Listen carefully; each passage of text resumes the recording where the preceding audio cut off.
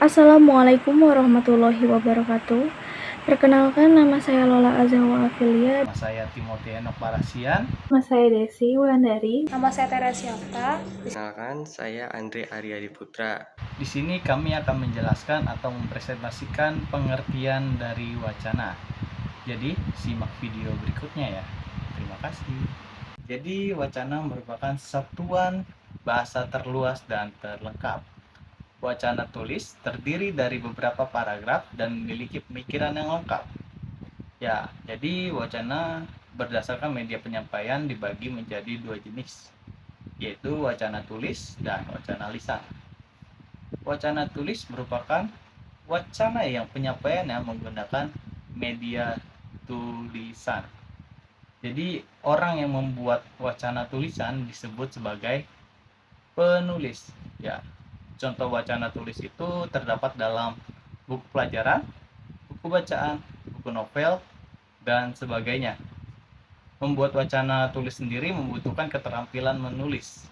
Jadi penulis juga harus memiliki keterampilan, yaitu penguasaan ejaan dan tanda baca, penguasaan diksi, penguasaan kosakata, penguasaan tata bahasa yang benar dan baik, dan yang pastinya memahami hal yang ditulisnya, sehingga wacana yang ditulis tidak bertele-tele. Sedangkan wacana lisan sendiri merupakan keterbalikan dari wacana tulis, di mana wacana lisan disampaikan secara langsung dan dapat dikoreksi secara langsung juga. Jadi contoh dari wacana lisan itu seperti pidato, presentasi ilmiah, bercakap-cakap, dan sebagainya. Pada kesempatan kali ini, izinkan saya untuk menerangkan dan menjelaskan tentang jenis-jenis dan macam-macam wacana. Wacana berdasarkan bentuknya dibagi menjadi 5 jenis, yaitu yang pertama wacana deskriptif, yaitu wacana yang memiliki pengaruh kepada pembaca untuk membayangkan dan merasakan yang terdapat dalam wacana. Wacana deskriptif berisi penggambaran suatu hal, bisa berupa penggambaran bentuk, rasa, situasi, suasana, dan suara.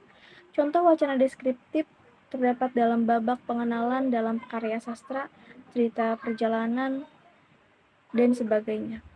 Pembaca juga diajak mengimajinasikan salah satunya, mengimajinasikan sosok tokoh yang terdapat dalam cerita tersebut, seperti tinggi badan, warna kulit, bentuk rambut, deskripsi suara, dan sebagainya.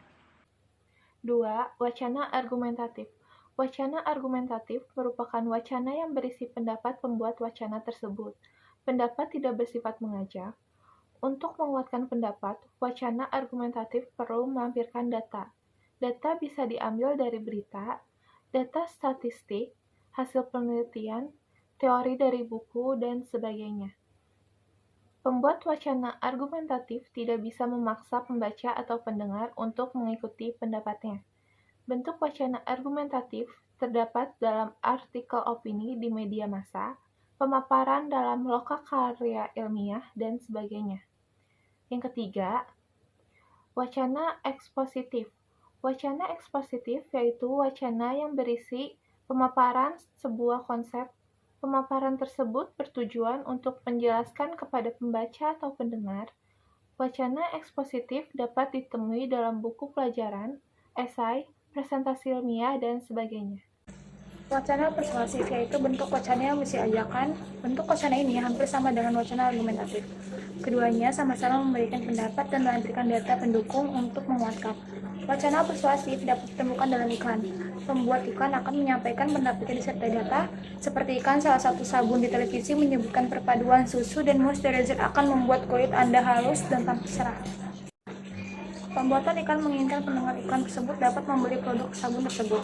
Wacana naratif, wacana yang berisi cerita. Wacana ini mengedepankan konflik melalui alur cerita sehingga membangkitkan emosi pendengar atau pembacanya.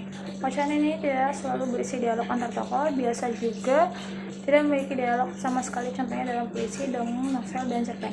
Selanjutnya, dalam mengembangkan paragraf menjadi sebuah wacana membutuhkan keterampilan menulis. Terdapat 3 pola dalam pengembangan paragraf menjadi wacana, yaitu 1. Pola pengembangan analogi. Analogi sendiri berarti pengumpaman, di mana pengembangan wacana menggunakan analogi menjadi salah satu solusi ketika mengalami kesulitan untuk mengembangkan ide. Dan membuat wacana juga harus menyamakan pandangannya kepada pendengar atau pembaca. 2.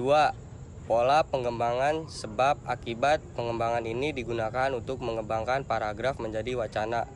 Paragraf yang berisi sebab terjadinya peristiwa bisa diuraikan terlebih dahulu, kemudian disusul oleh paragraf yang berisi peristiwa yang merupakan akibat dari sebab. 3. Pola pengembangan akibat sebab. Pengembangan ini merupakan kebalikan dari sebab akibat. Paragraf yang berisi akibat dipaparkan terlebih dahulu, kemudian disusul paragraf yang berisi sebab-sebab terjadinya peristiwa. Sekian dari kelompok kami. Wassalamualaikum warahmatullahi wabarakatuh.